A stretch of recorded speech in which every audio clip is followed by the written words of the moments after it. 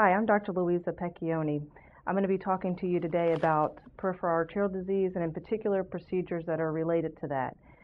With peripheral arterial disease, usual symptoms include things such as pain with walking, sores on your feet or legs that are not healing as expected, or sometimes even nervous type symptoms. With peripheral arterial disease, usually the first step is actually just conservative treatment, which includes exercising, smoking cessation, as well as control of medical issues such as high blood pressure, high cholesterol, and diabetes. With conservative treatment, generally speaking, most patients can actually avoid having any type of operation done. It does require that you exercise on a daily basis, even sometimes walking through the pain to help improve circulation into the feet, and it does require that you need to stop smoking. Those are the two most important factors for peripheral arterial disease. If you're in a situation, though, where you find that you have a sore that's not healing, blue or black looking toes, evidence of gangrene, or you're in a position where you really are finding that you cannot walk because the pain is so severe, then that's when we talk about doing different types of procedures to help improve blood flow into the legs. Generally speaking, issues with peripheral arterial disease usually are related to cholesterol or plaque buildup in the arteries. It can also be related to aneurysms, or it can be related to blood clots, which have lodged in the arteries, preventing blood flow. Based on these factors, makes a determination on which procedure is best for you. We also look at things such as your overall general medical condition. If you have a bad heart or have bad lungs, we may prefer one procedure over another procedure as it may be safer for you. So to talk about the procedures, there are endovascular procedures, which include things such as stenting, angioplasty or ballooning up a blockage, or doing something called thrombolytic treatment, which involves injecting clot-busting medicine to help break up blood clots. The other type of procedure is essentially doing what we call an open procedure, which involves making several incisions and using some type of graft bypass, either using your own vein or using a plastic graft in order to bypass around the area that's blocked. Let's talk about endovascular procedures first. What endovascular procedures involve is essentially it's a minimally invasive approach to treating arterial blockages. What we do is either by accessing an artery in your groin or in your arm, we put in a special type of IV line, and then through that IV line, we're able to direct different types of wires and catheters down to the area that we're concerned about. Through this, we can also then take a special type of X-ray picture called an arteriogram, which gives us a better idea of how extensive the narrowing or blockage is and whether or not we feel it's appropriate to treat that with a balloon or with a stent. The stent is actually a metal mesh wire, which varies in different sizes and lengths depending on the area that we're trying to treat. Based on the arteriogram picture or the special X-ray, we then are able to either balloon the area up to relieve the blockage, or if that does not treat it, then put a stent in to also help with the blockage. After the procedure, usually speaking, you would stay in the hospital one night. If we just were to shoot an arteriogram, you would go home that same day, and then we would talk about other surgical options. But if we decide to do some type of intervention, such as the balloon or stent placement, then we would keep you at least overnight to monitor for any potential complications. The other treatment that I mentioned previously, which is thrombolytic treatment or treating blood clots, is a type of procedure that would actually require you to be in the hospital potentially for several days in order to relieve the blockage. In regards to complications related to endovascular procedures, there are certain complications that we are concerned about with any type of procedure that we do, such as stress on your heart or having a heart attack, potential for stroke, potential for lung complications, such as requiring the need for ventilation or a breathing machine, chance for allergic reaction. In some patients in particular who have kidney problems, such as those patients who are not on dialysis, but there's concern that they may need to be on dialysis, the contrast agent that we use for our special X-ray tests can be toxic to the kidneys and can cause kidney failure. There are certain ways that we can prevent that by giving you certain medicines or fluids before, during, and after the procedure, but it is one risk of using the contrast agent. It would be certainly something that we would look into and to talk with you about in more detail if we thought you were at higher risk for that issue than with somebody who has normal kidney function.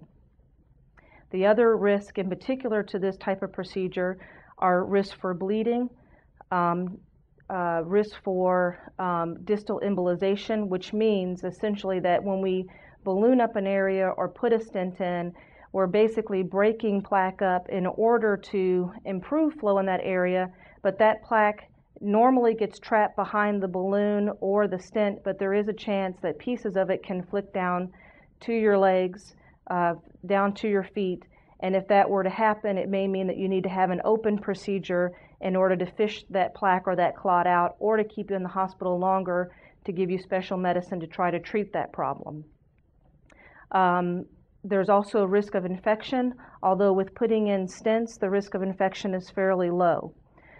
In addition to that, in regards to bleeding, there is a chance that you may be in the hospital for several days if we're concerned about bleeding, and it may mean even that you may have to have a blood transfusion, or that you may need to go back to surgery to stop whatever is bleeding. In particular to the area where we put in this special IV in order to do our procedures, there's chance of developing something called a hematoma, which is essentially bleeding that's localized to the area where we put in our IV. Usually this just means that we just have to monitor you, but again, it could mean that you could have nerve compression or nerve damage, which may mean that you need to have a procedure to drain the hematoma. And also there's risk of damaging the artery, which can lead to something called an arterial venous fistula or a pseudoaneurysm.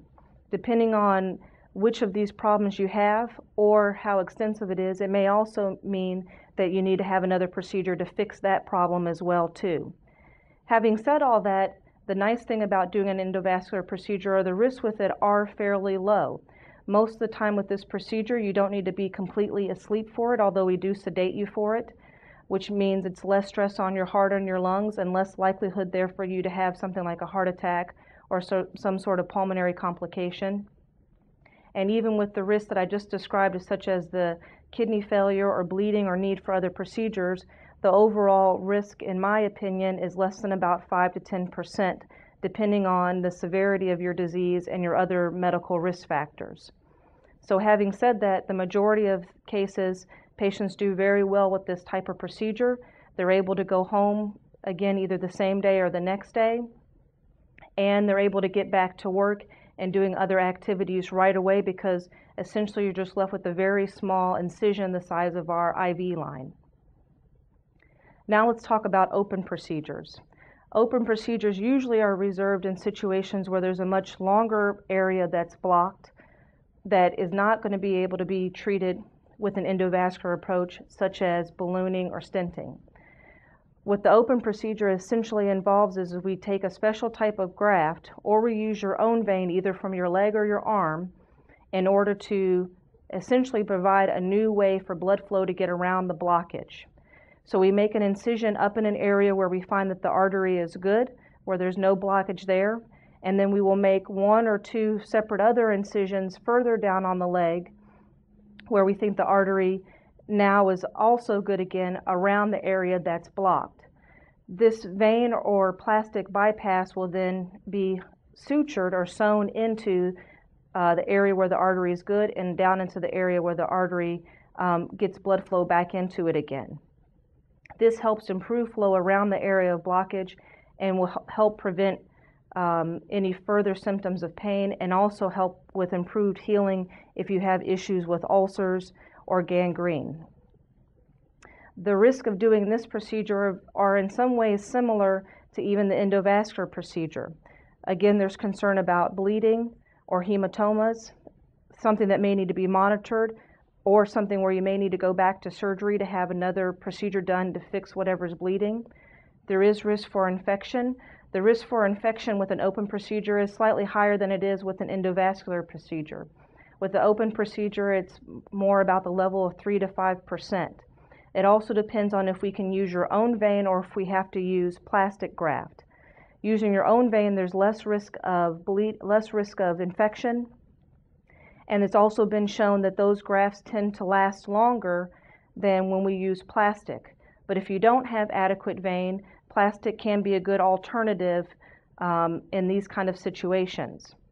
So again, we worry about bleeding, infection. There's chance that over time the graft may clot off, where you'll either need to have a procedure to try to reopen the graft, or you may need to have a whole new graft placed depending on the problem.